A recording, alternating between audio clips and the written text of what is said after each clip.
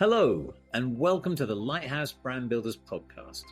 I'm Peter Wilkin, and I'm here to help you build differentiated, enduring brands and thriving businesses. It's not really a podcast. It's more a series of strategic insights, stories, and secrets of success from a lifetime's career in advertising, brand consulting, and change management. The thread that binds them is brand-centered management, the trademark brand building process and philosophy I developed with my partners at the brand company over 20 years ago, that's since been embraced by thousands of brand professionals and some of the world's most iconic brands. The 4Ds process and brand DNAs have become well known in brand strategy circles.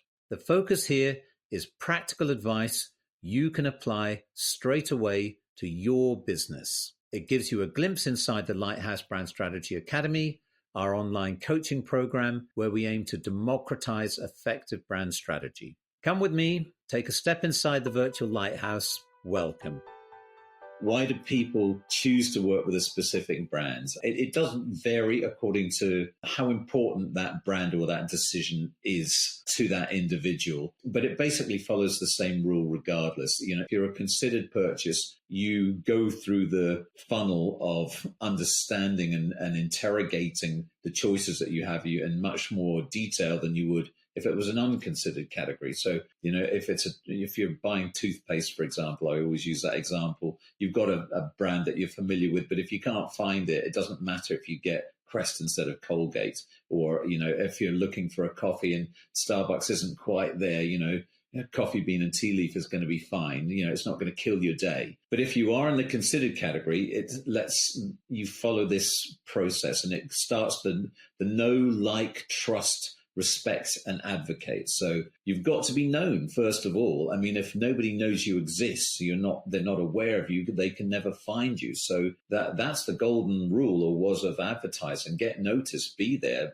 be in the frame of reference within a category, so that you're there. You don't even get to have your message read if your letter doesn't get delivered in the postbox. So rule number one, you have to have some presence within the category. It then really helps if there's some kind of likability. People feel that they can do business with you. If you're delivering a great service, or and you don't have too many choices. I mean, the banks you get frustrated with, airlines consistently let you down, even though they have great promises or their experiences vary. You don't really have a choice if you want to go from A to B. There's only a limited number of choices. But it really helps if you have that bank of goodwill of people that like you.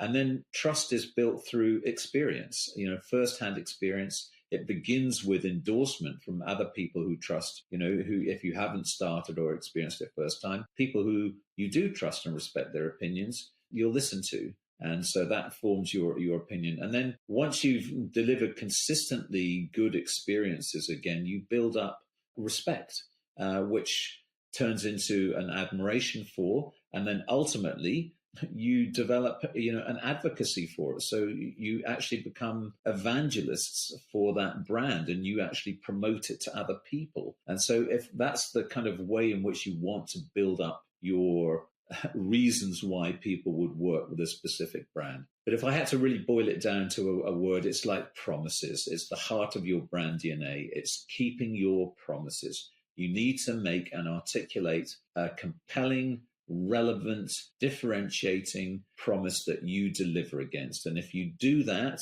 people will choose to work with you.